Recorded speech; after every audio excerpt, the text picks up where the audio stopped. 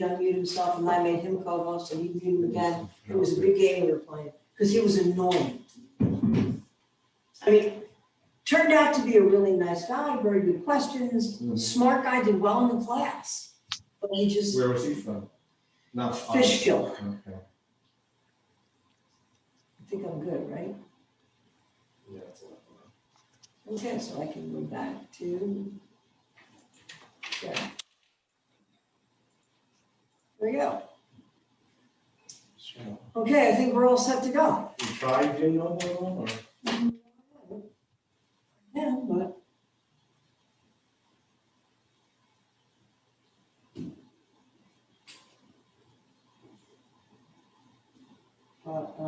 you want Or anyway? to? Yeah, I mean, so you tell me. Yeah, that's fine. Okay, the April 2021 meeting of the Board of Water Commissioners is called to order. Reading of the minutes of the previous meeting. I'll make a motion to accept the minutes of last month's meeting. Second. Okay, questions? Okay, those in favor? Aye. Opposed? Carried. Presentation of bills and accounts. I move we accept the bills of the account as presented. I'll second Any further discussion? Hearing none. Those in favor? Aye. Aye. Opposed? Carried. COVID-19. Only what I put in our superintendent's report, I would say well over 50% of the staff is vaccinated, fully vaccinated. The office is 100%, plant is probably at 80, and downstairs is about 50. The bottom line is if there's enough of us that are vaccinated, then we'd be able to keep things going if we have an outbreak. So that's all good news. Okay, this is the place where we might want to talk about the deferred payment plan. Wasn't that part of something you said? That's something else. Oh, I did say, Governors. yes, and we can. Obviously, that bill has yet to be signed into law as far as I know. I mean, as of last Friday, the governor, it has passed both houses of the New York State Legislature. And it has not been delivered to the governor yet. I guess there's a rhyme and a reason to how they do that. And so the governor obviously has not signed it, but it is expected that the governor will sign. So I sent Bill what I sent you folks with those questions, and we just need. Obviously, it's something we have to do. And we need those, Bill needs to dig into it. I have some of the references, the actual bill. The Bill's on a little vacation to visit his grandchildren. He'll be back in town on Wednesday, and we'll deal with it. I don't think, since it's not signed, it's probably nothing that we have to adopt tonight. Mm-hmm. But I wanted everybody to be aware of it, that it's going to be another record keeping issue that we're going to have to keep track of and deal with that. I'm not even, you saw the questions. It depends on how you define business. We don't bill tenants. How do you deal with the landlord makes the tenant responsible for the bill? We don't bill the tenant. Is that really our issue? Probably not. It's the property owner that's responsible for the bill. So there's those issues that need to be researched before we come up with a policy that we can implement. We certainly, once it becomes law, we're gonna follow the law. But those are the questions I think that Matt and I had just at the first blush reading through it. But if you have an apartment building, 4-apartment building. Yeah. I mean, how does the state determine residential? Well, I think the landlord could apply for a deferment if none of his tenants have a job and can't pay the bill. I think that's a perfectly legitimate thing to do. It's just, we need to be clear on who we can accept the request from and who it applies to. And was this technically in effect Um, right now? I mean, well, previous to March 31st? Parts of it were. So you couldn't turn off water, which we don't do. And a lot of the environmental folks and social justice folks, I got a phone call from a few of them. They were very upset that municipals were still putting unpaids on taxes. And so evidently they did their work and they got the legislature to agree with their point of view. And those were the changes that were incorporated in the new rendition of that law. And so that really, doesn't apply to specifically to water, but I would assume it applies to the sewer. So then that means chatting with John Toohey about how we handle all that. And from an accounting point of view, how do you handle that? I mean, it can be handled. We just got to know how to handle it in the office. That's more of a procedural thing to be able to be in compliance. And is there guidance on how one proves there's a financial, they encountered a change in financial circumstances? My guess is we're not allowed to ask. They just have to file the statement. I think we have to accept what they tell us, which we're not equipped to underwrite a request like that anyway. I mean, we're not a financial institution that can, how do you prove that? I mean, Well, I don't know. I don't know. I mean, I think the idea is, I don't know how many people this is going to apply to, who's truthfully our collections are normal. I mean, people are paying their bills. We only have one or two. The big apartment complexes, the Stony Runs, the Dutch Villages, those people, those guys, took advantage of the penalty waiver. Nobody else in the city did. Nobody else did. Everybody else, and I don't know why that is, but anyway, it's something we'll deal with when it comes to pass. We're letting them apply it on effectiveness. I don't think do you think it's gonna have a big effect? I think we have to, When they hear about it. yes, I mean, it is what it is, and the important part is nothing is waived. The actual water bills can't be waived. It's just deferred. And so we've never, payment plan will be due to us, but change is good, keeps you sharp. Okay, nothing else in COVID then? No. Okay. Cooper Lake. Well, the good news is there's now some limited grants available. The grants are for planning and design purposes only.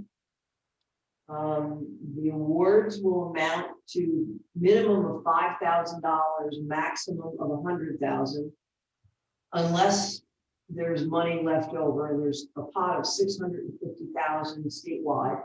And that doesn't sound like a lot of money, but there's only 350 high hazard dams, and that's the only folks that apply for this.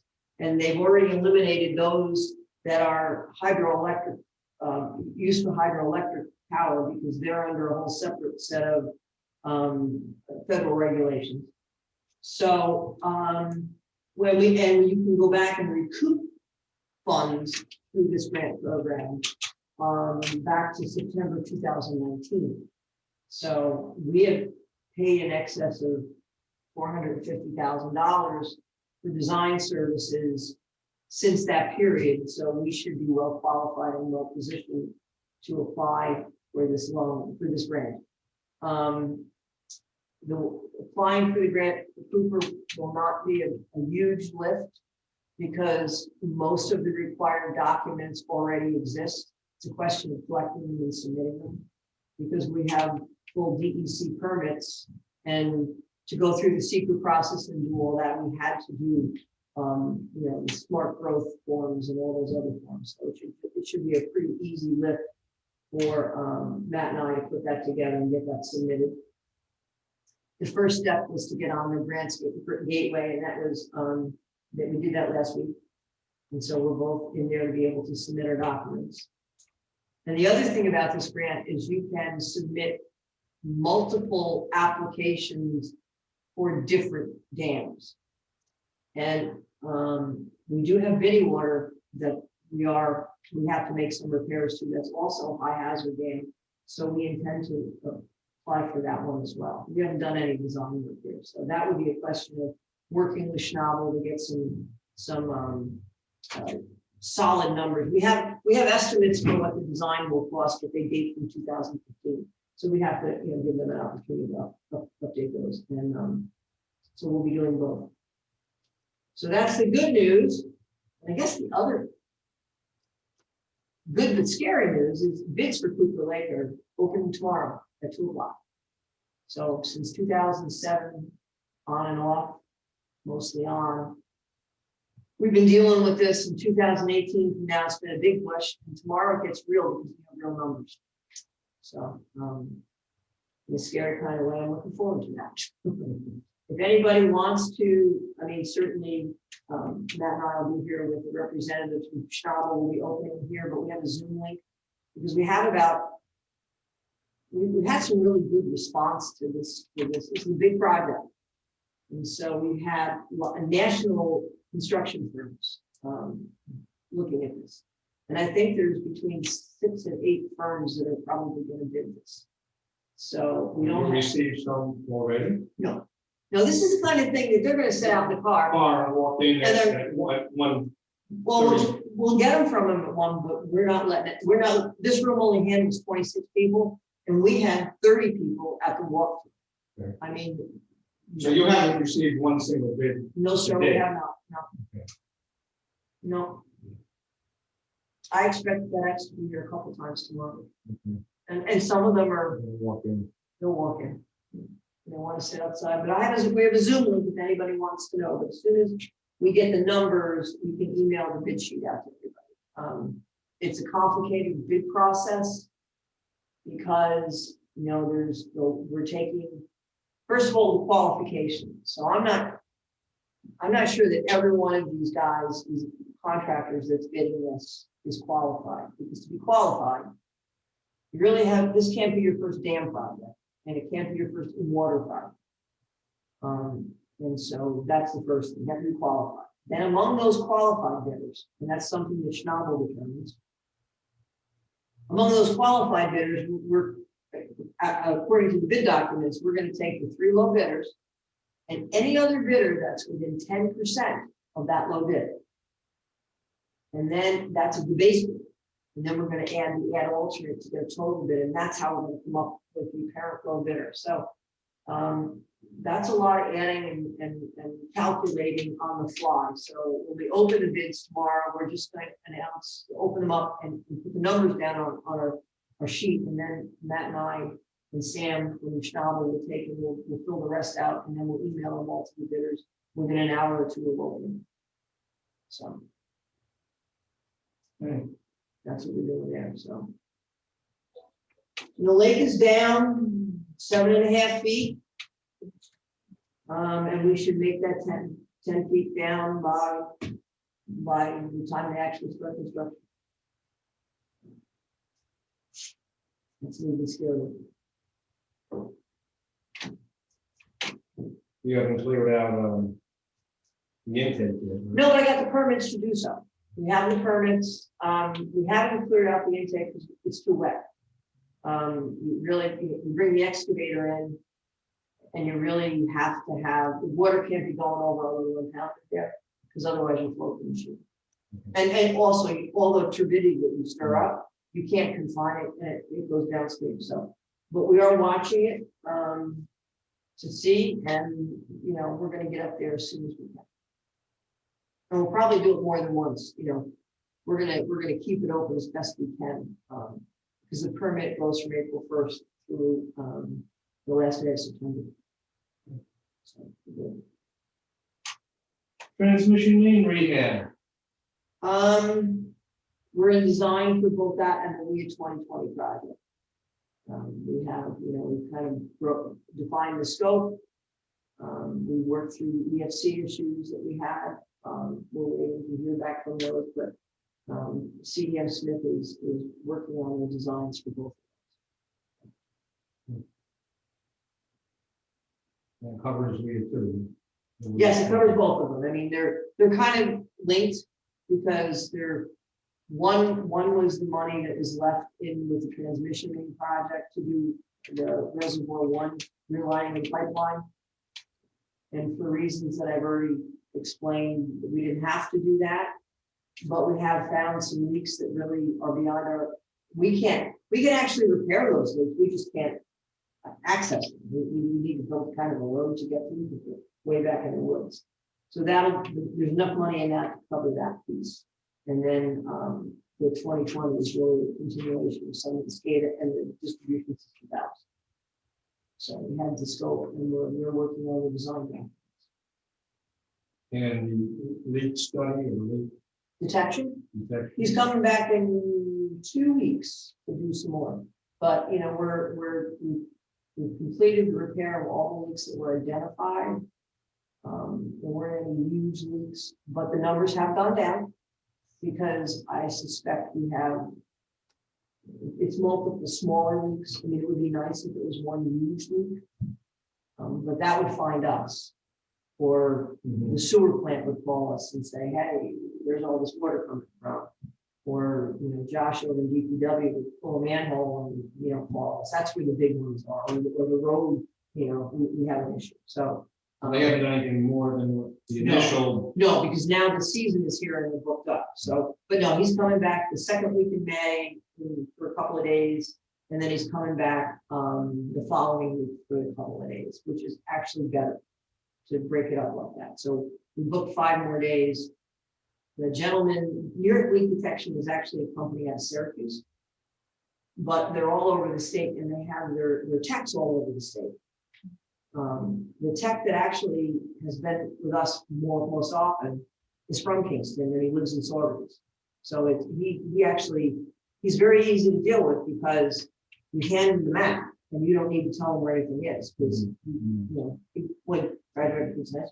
he kind of knows where all the streets are. So Georgie's kind of low maintenance. He just checks in with Ryan when he needs him, and so he'll be back in May.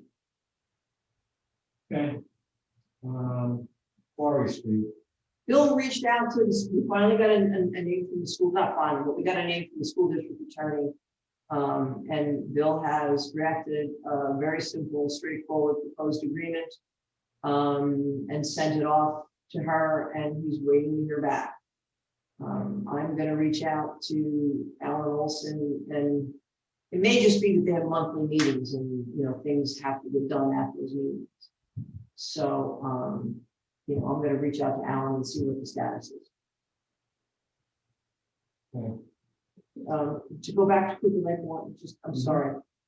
In order to award these bids, you probably should, schedule a special quick Zoom meeting to do that.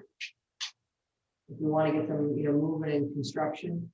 So once I have the recommendation from Schnabel for a date when I'm going to have that, I'll reach out to everybody to see what the availability is for a very quick special meeting to just award those bids.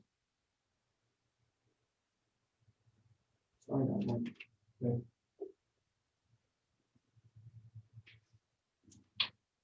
Okay. Tech City one. Okay, the mayor, the last thing he said to me was, reach out to Roy and remind him to set that up. And I forgot, not that I forgot to do that, but Cooper Lake's been crazy in terms of answering questions. So that's still hanging in the balance, and I will be in touch with Roy tomorrow. So we'll schedule that meeting. This is pretty good.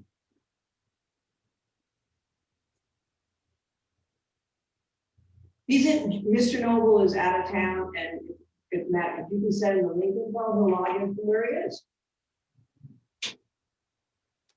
By the time he logs in. I was just gonna say, probably, not necessary. That's, you know, Nothing else, other than Right. that, there's nothing else different to do on Tech City. no, Other than nothing. they're paying, who's ever out there is paying the bill. Status is the same. I mean, is the county using water in that side of the? Very little. Okay. It's largely vacant. Are they paying Yeah, the bill then? They're county sending us we send them a bill, a county Yeah. bill, and they send us a check over it. and they have a very large meter in that building. And those large meters don't register in tens of units, Mhm. hundreds of units. There's an extra zero. So their meter doesn't turn over. So they get a bill, small bill for a few units, and then a month goes by, 2 months goes by, and then they get caught up again. So they don't get but a minimum bill most of the time. There's not a lot of consumption because it's just construction right now, and you know, I don't think that they have a tenant. Then we build them all on a monthly basis. We bill them all on a quarterly basis. Oh, quarterly? We bill everybody on a quarterly basis. We read Tech City monthly. Okay, Tech City we bill monthly. yes, that's what I mean. Yeah, but they don't, but we But have. the county bill quarterly? Just the one that the water wants. Okay. So, I mean, we're billing them and they're paying them. They're paying them. And we're billing them at the rate of the Tech City rate? We are, but we're only billing them for their consumption, not the consumption minimum less the consumption. There's no minimum. And so that's where. Right, with the straight amount of water, whatever we agreed to with the contract, the original contract, Tech City per gallon of water, or however we send it out. Yeah. Okay. And then copper rule. This couldn't get any more complicated. It's on a bit of a hiatus right now, because the Biden administration, which I think is typical, for all incoming administrations, they look at all the legislation that's passed at the end of the previous administration. And so they basically pushed back the effective date and a compliance deadline by 6 months. Now, so far, they haven't opened up this legislation, but we're all looking at it carefully because there's a lot of people pushing for them to lower limits and do all kinds of crazy things from our perspective. So what to push back to? You know? Yeah, from the effective date, instead of being July of this year, the compliance date of January 2023, we're talking about June and September. So, and that will be open to public comment about the pushback date. So, but so far they're not changing but we expect that there's some things that they get through. But the lead line inventory is not being changed. We're part of a task force at the state level, American Water Works, to put together some guidance seminars on how to. This is very complicated legislation. And usually when new legislation and regulations come out, water suppliers are able to go to their county health departments and say, could you help us through this? The woman who's in charge of the Bureau of Public Water Supply for the New York State Health Department told us point blank yesterday, don't count on that because we won't have time to get the guidance out to them. It's gonna take us so long to figure out what this is all about.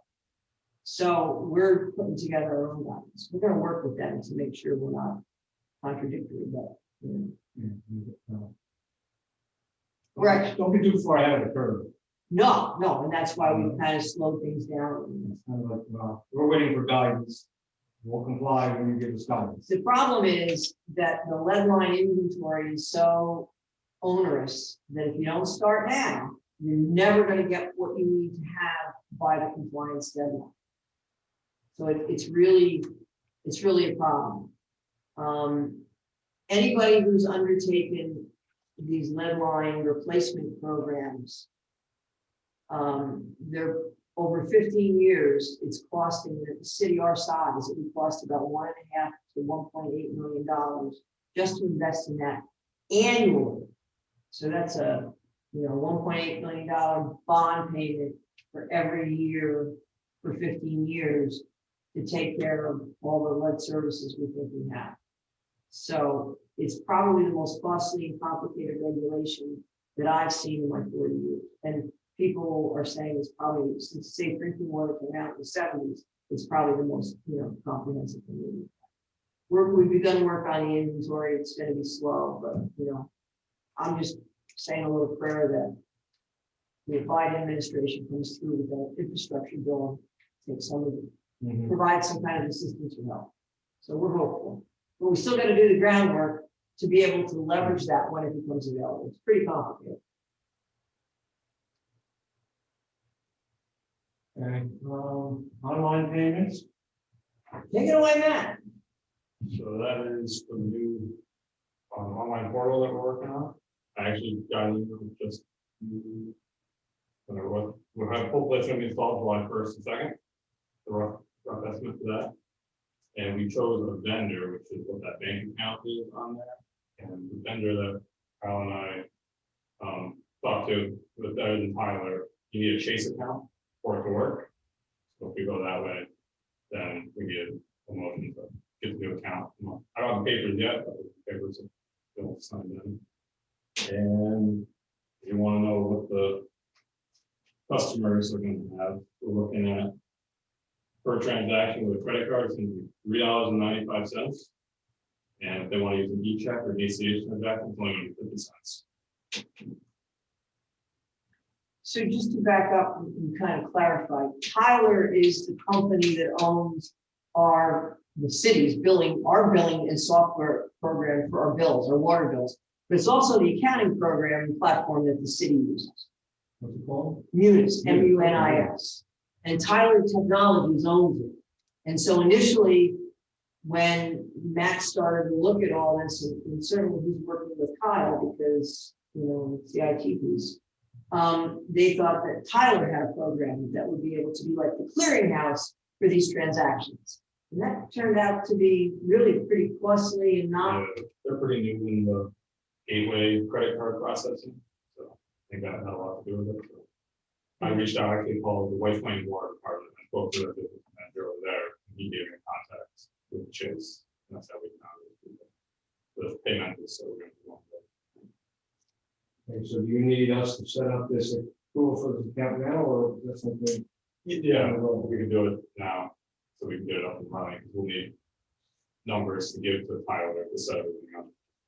For the live. Bank account numbers, transaction, bank account numbers, routing numbers.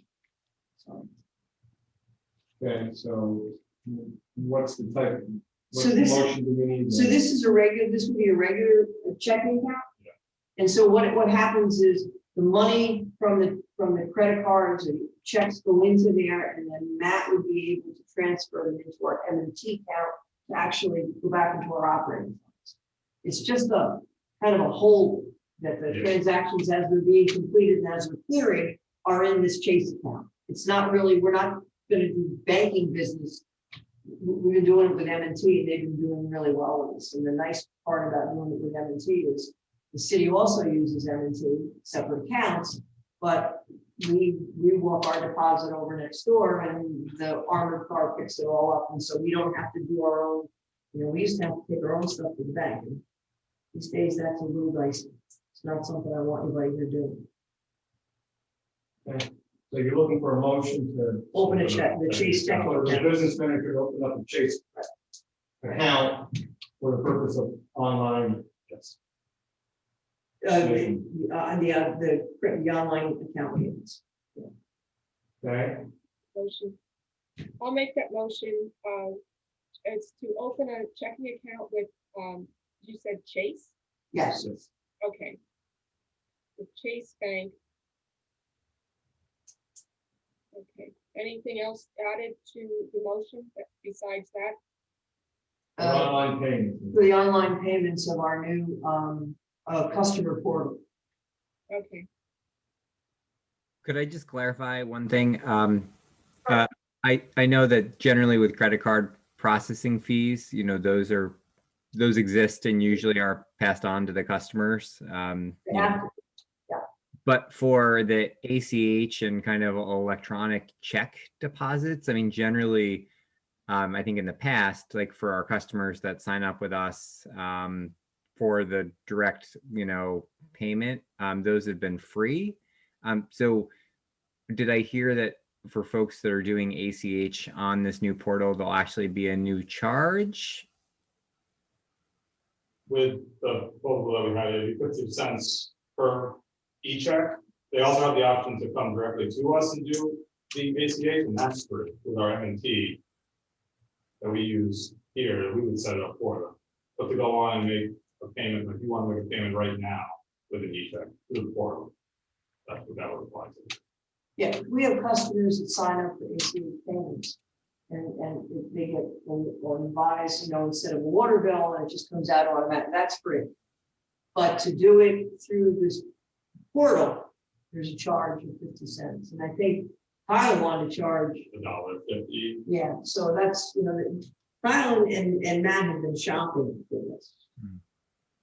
Yeah, I think it's just as long as it's clear to folks that, when we set this up and kind of announce, I think having a portal is great to be able to accept those. I think just being clear that, one, you can't sign up on the website for the quarterly direct debit from your account. I think that that'll just be an important message to that. You'll still need to go through this other process to actually, by paying your e-check in this portal does not sign you up to have that direct deposit debited every quarter. Okay, that makes sense. Yeah. The other nice thing is, very much like your Central Hudson online account, customers will be able to see all their past history. They'll be able to see what their bills have been. And so that, we get a lot of calls about that, my bill's up 2 cents or $2 or $3. And, and it's not that the staff, that's what they're there for. But I think people will like to be able to have a visual of what they're doing and keep track of their own. So I think it'll be a much more user-friendly portal. And Matt will demonstrate that once we have something to demonstrate. He doesn't have a mock-up yet. So currently right now, where customers have the ability to pay online Yeah, Yes. with a credit card. Yeah. And how much is 3.5%. of the bill? Okay. it's a free third-party vendor that we're using. There's no, it almost looks like it's a scam because our logo's not there. I mean, there's no history. And Kyle's very uncomfortable with it because he doesn't believe they have all the proper cybersecurity stuff. And so while it wouldn't allow them to get into anything on the city side, we don't retain any of that information in our files. It's just not a professional way. He's just very nervous about that. He has been for a long time. And this doesn't cost us anything. The portal itself Yeah. was in the budget, but the actual gateway process No. was not. The initial service that was in the budget. We're not allowed to absorb those costs like the store, because it's, public money. Any further discussion? Do I have a second on this? I'll second. Okay. Those in favor? Okay. Aye. Opposed? There. Thank you. Correspondence? And Superintendent's report. I have a question about the very first production, consumption. Yeah. We have more consumption than production, the numbers don't. I think they might be just reversed. I might have been listening. Yeah, that's what it looks like. Oh my God, mine's right here. I'm sorry. Sorry about just that. flipped, but more- Oh yeah, I reversed them. I'm so sorry. I reversed the production and consumption. I will fix that. I have to manually add those numbers up and I just put them in one place. Yeah, okay. I need, you know, No, I'm glad you caught that, thank you. and then, down on accounts, the ending balance should be 1,001. New accounts. Here today, No, it shouldn't. no. And new account meters in, one. Well, we had, Oh, and then there's, it should say out, it shouldn't say okay. zero, it say new, it should say meters out, meters Okay. in. And that's, that must have, something yeah, like that. Okay. that's correct. And that's one of the papers that automatically update stuff. And when Mullins rips out a existing service, Yeah, do they pay for that? well, they hire the plumber to fix it. Oh, okay. Yeah. I wasn't sure if we did that or who did that. Oh, no, I mean, they pay, they make that, they pay for everything. Yeah.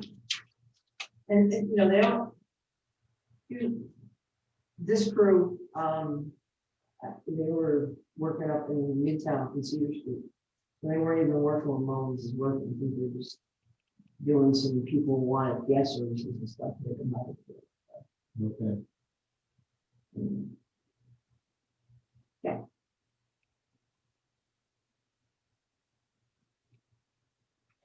You know, if it's rolling all over, we'll really shut it down. Right. And they got to take care of it. And they have a licensed plumber, all the contractors have to do that.